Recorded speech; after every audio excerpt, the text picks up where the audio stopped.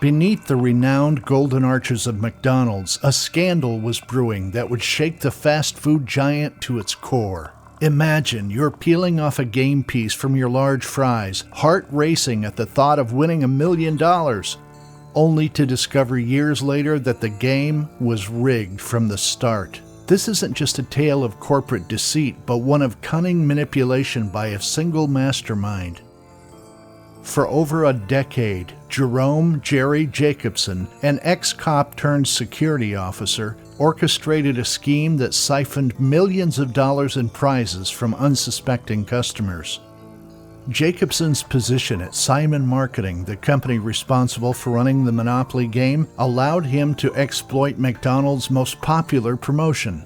His job was to ensure the integrity of the game pieces, but instead he found a way to control the distribution of the most coveted ones. Imagine the shockwaves when it was revealed that the game, which had captured the hopes and dreams of millions, was under the control of a single individual who manipulated it for his gain. This scandal isn't just about stolen game pieces. It's a story of betrayal, greed, and the lengths to which one man went to manipulate a system trusted by millions.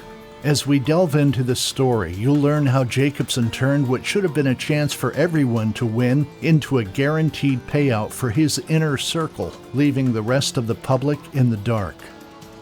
This is the incredible true story of the McDonald's Monopoly Scam, a tale that will make you rethink every game piece you've ever collected. The year was 1987, and McDonald's was looking for a new way to attract customers and boost sales. Enter the Monopoly game, a promotional strategy that would change the fast food landscape. Launched in partnership with Hasbro, the makers of the original Monopoly board game, the promotion was an instant hit. Customers were drawn in by the promise of winning big prizes, from free food items to cold hard cash, just by purchasing their favorite McDonald's meals. The marketing strategy behind the Monopoly game was nothing short of genius. Advertisements blanketed TV screens, radio waves, and print media, creating a buzz that was hard to ignore. The allure of collecting game pieces, each one representing a chance to win, drove customers to buy more, increasing McDonald's sales by over 40% during the promotional periods. It wasn't just about the food anymore, it was about the thrill of the game. Here's how it worked. With each qualifying purchase, customers received game pieces, small peel-off stickers that could be placed on a game board. Collecting a complete set of properties from the same color group meant winning the prize associated with that set. Some pieces were common, while others were rare, making the hunt for the elusive boardwalk piece particularly exciting. The grand prize, $1 million, could be won by collecting both Boardwalk and Park Place, or by finding an instant win game piece. The mechanics of the game were straightforward but brilliantly effective. The combination of instant gratification from small prizes and the dream of hitting it big kept customers coming back, meal after meal, year after year. It was this combination of simplicity and potential for huge rewards that made the Monopoly promotion one of McDonald's most successful marketing campaigns ever. Jerome Jerry Jacobson, an ex-police officer, found himself in a position of significant responsibility at Simon Marketing, the company entrusted with running McDonald's lucrative Monopoly promotion. As the head of security, Jacobson was tasked with ensuring the integrity and secure distribution of game pieces. This role required a meticulous eye for detail and a commitment to maintaining the game's fairness, a duty Jacobson initially seemed well suited for. However, the lure of potential wealth proved too tempting for Jacobson. His first inkling of the scam's possibilities came when he noticed a fundamental flaw in the distribution process. The randomized computer system responsible for assigning winning game pieces occasionally designated Canadian locations for major prizes. Rather than sending these pieces north of the border, Simon Marketing had a policy of redirecting them to U.S. destinations. This oversight meant that no grand prizes were being awarded to Canadian players, creating an imbalance Jacobson decided to exploit. Seizing upon this vulnerability, Jacobson devised a plan to control the distribution of the high-value game pieces. His role allowed him direct access to the most coveted prizes, such as the $1 million game pieces. The security measures around these pieces were stringent. They were stored in a high-security vault and transported under close supervision. Despite these precautions, Jacobson found a loophole. During the transport of game pieces, he was always accompanied by a third-party auditor, except when he used the restroom. This brief privacy was all Jacobson needed. Jacobson smuggled a supply of tamper-proof seals identical to those used to secure the envelopes containing the game pieces into the bathroom. There, he would carefully open the envelopes, extract the winning pieces, replace them with common ones, and reseal the envelopes with the fresh seals. This method allowed him to intercept and control the distribution of winning pieces without raising immediate suspicion. With the winning pieces in hand, Jacobson needed a way to redeem them without drawing attention to himself. Jacobson's method of swapping winning pieces with common ones was as ingenious as it was risky.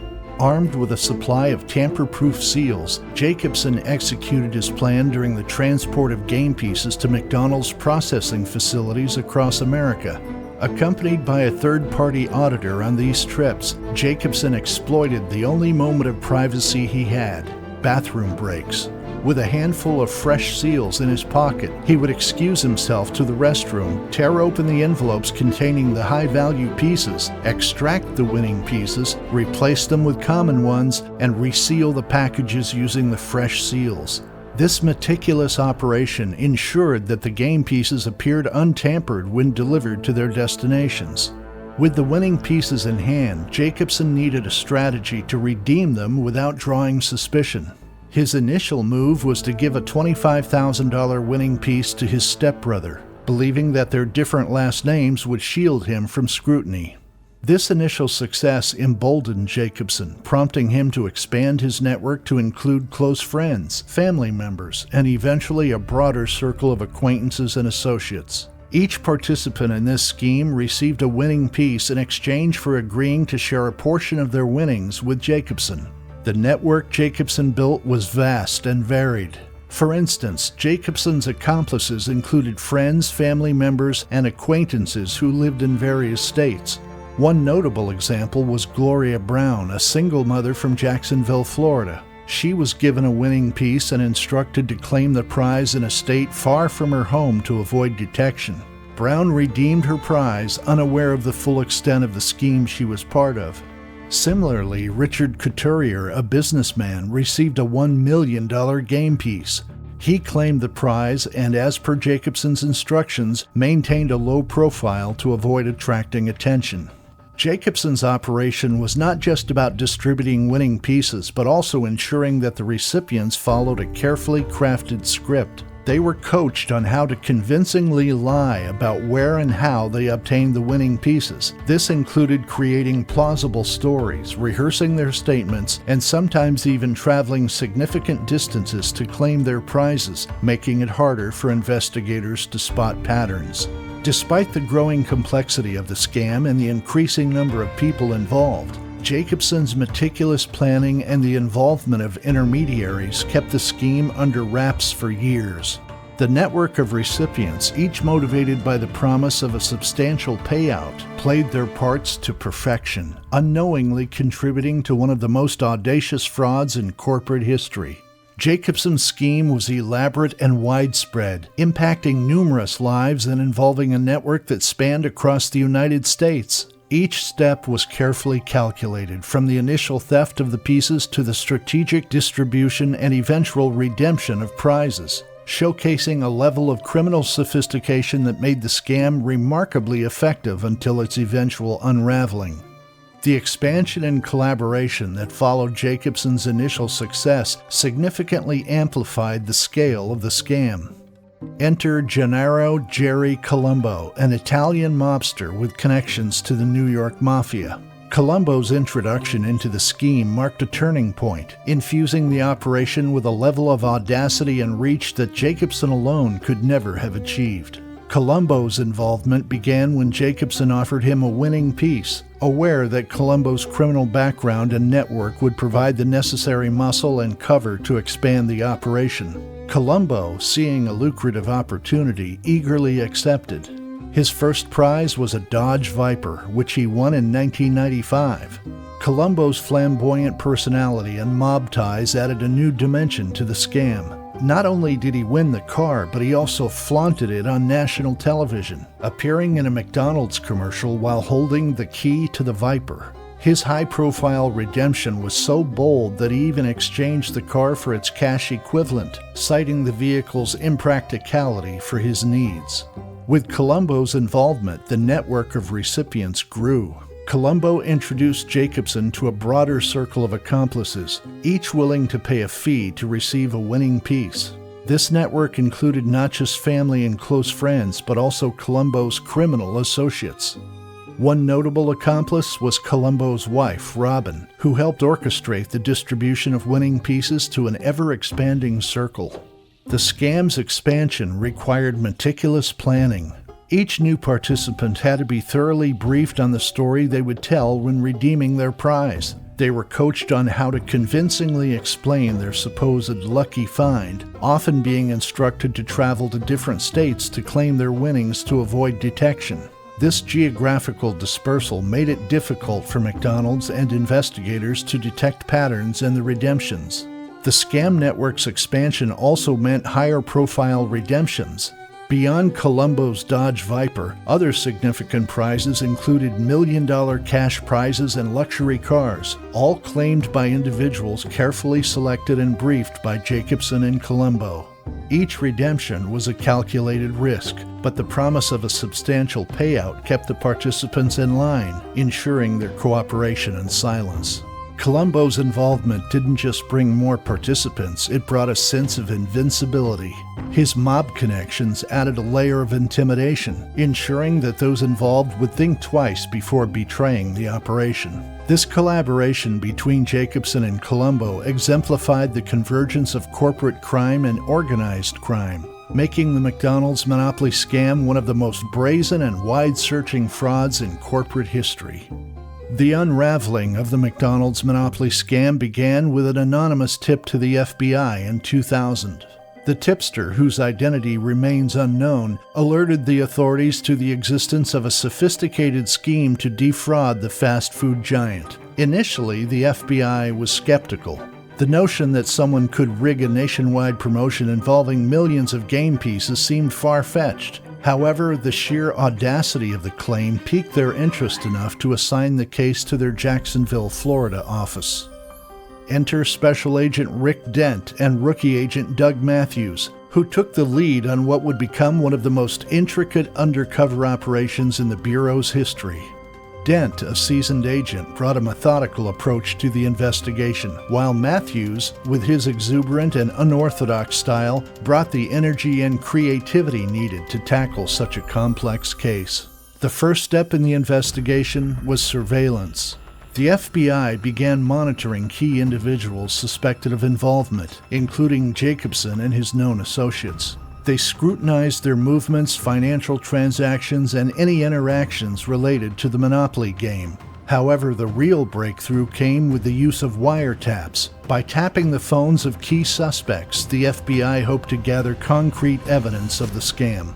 It was through these wiretaps that the extent of the conspiracy began to unfold. Agents listened in as Jacobson and his network discussed the distribution of winning pieces, their plans for redemption, and the payments exchanged for these high-value game pieces. The wiretaps revealed not only the mechanics of the scam, but also the involvement of a wide range of accomplices, from everyday citizens to organized crime figures.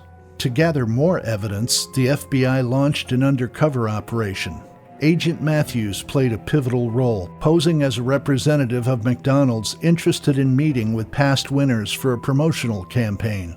This ruse provided an opportunity to interview winners and gather first-hand accounts of how they had come into possession of their winning pieces. Many of these interviews were recorded, adding another layer of evidence to the growing case.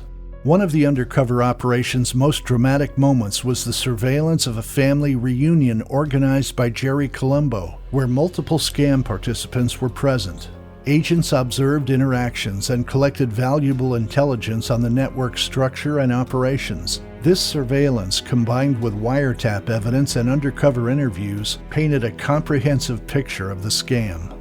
As the investigation progressed, the FBI's initial skepticism gave way to a sense of urgency. The sheer scale of the fraud, involving millions of dollars and numerous high-profile prizes, meant that swift action was necessary to prevent further losses and bring the perpetrators to justice. The meticulous work of Agents Dent and Matthews set the stage for a series of dramatic arrests that would ultimately expose one of the largest and most daring scams in corporate history.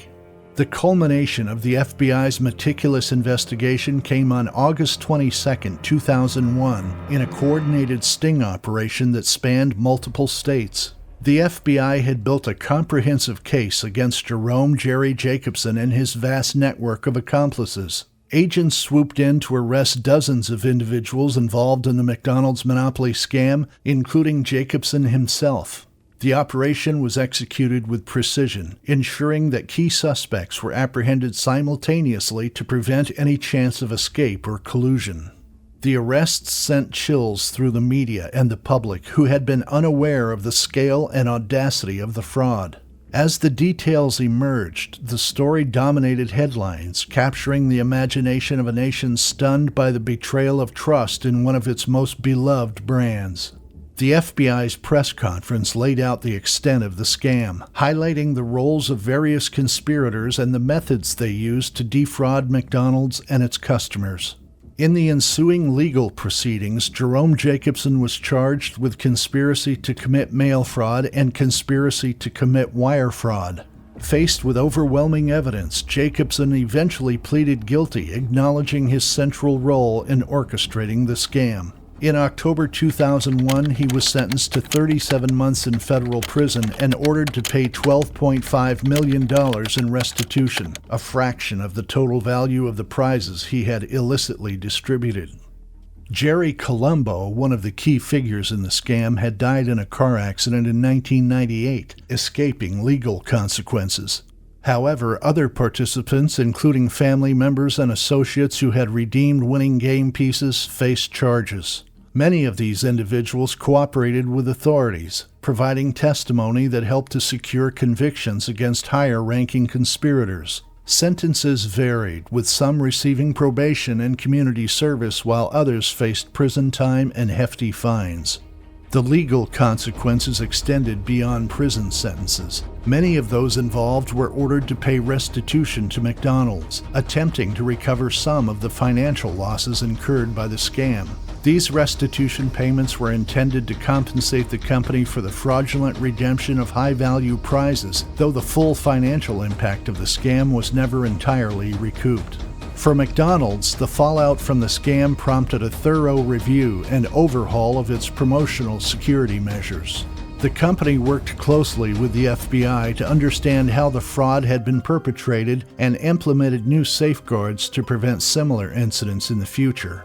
Despite the negative publicity, McDonald's managed to restore public trust through transparency and by enhancing the integrity of its promotional games.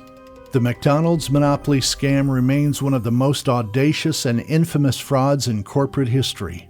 It exposed vulnerabilities in promotional security and highlighted the lengths to which individuals would go for personal gain. This scandal serves as a potent reminder of the importance of integrity in corporate promotions and the need for rigorous safeguards to protect both companies and consumers.